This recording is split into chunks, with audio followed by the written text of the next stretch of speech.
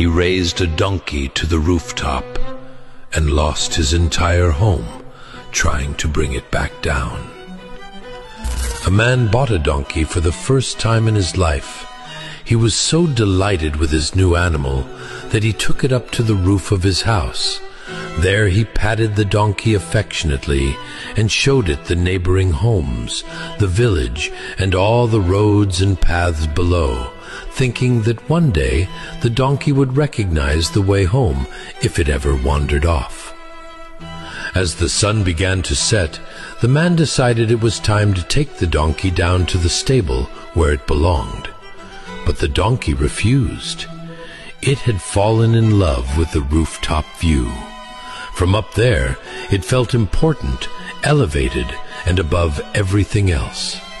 It had no intention of going back down.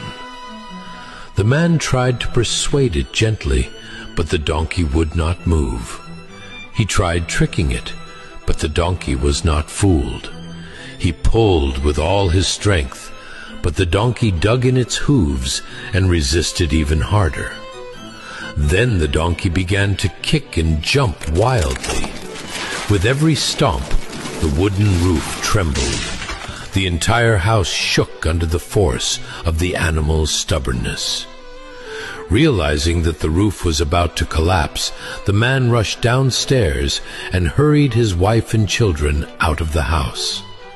Moments later, the roof caved in. The walls crumbled. The house was destroyed, and the donkey was buried beneath the rubble. The man stood over the dead donkey and said, "The fault is not yours. Your true place was always in the stable. The fault is mine, because I lifted you to a place where you never belonged." Moral of the story: it is difficult to bring down a fool once you have raised him to a position he was never meant to occupy. Sometimes the greatest damage is caused not by those who misuse power, but by those who put them there in the first place.